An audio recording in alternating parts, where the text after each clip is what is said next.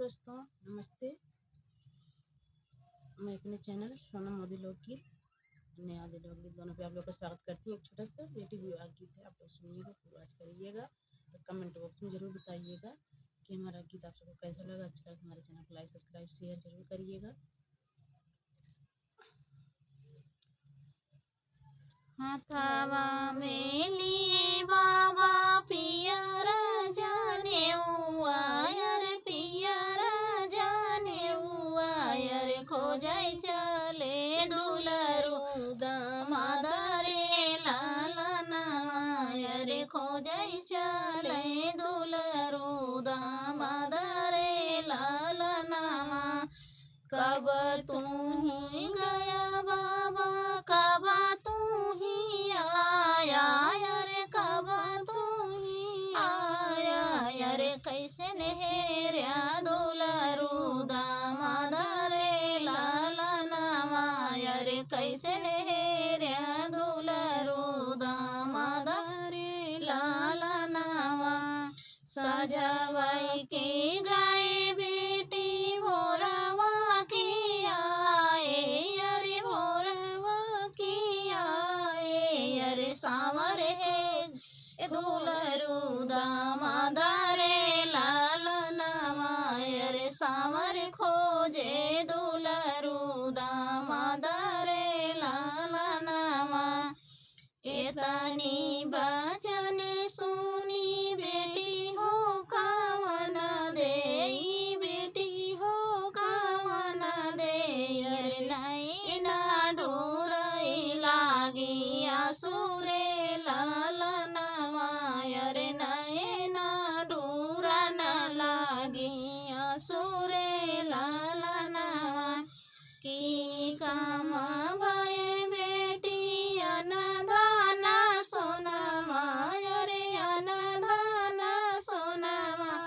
रे की काम सोलह सिंगार रे लालन रे की काम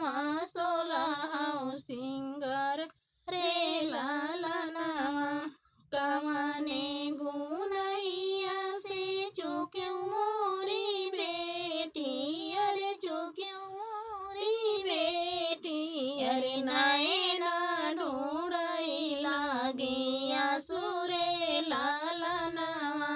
अरे नैना ढूंढन लागी आसुरे लालन एक ही गुनैया से चुक्या मोरे बाबा अरे चुक्या मोरे बाबा अरे स्वामी सावर हम गोरा रे लालन अरे स्वामी सावर हम गोरा रे लालन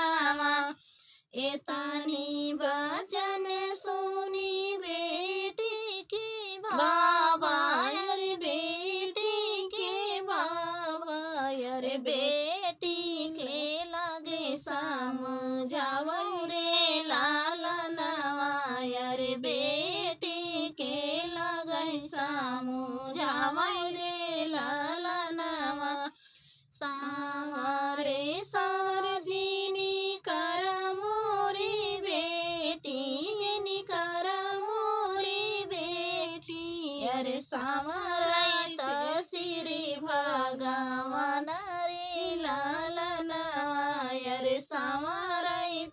श्री भगवान रे लालन सावरे के मतवा तिलक भल सोहै तिलक भल सोहै अरे ओई है स्वामी तोहार रे लालन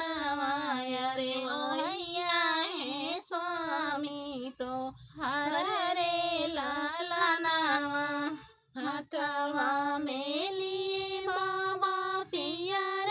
जाने आयर पियर जाने आयर खोजै चलै दुलरू दा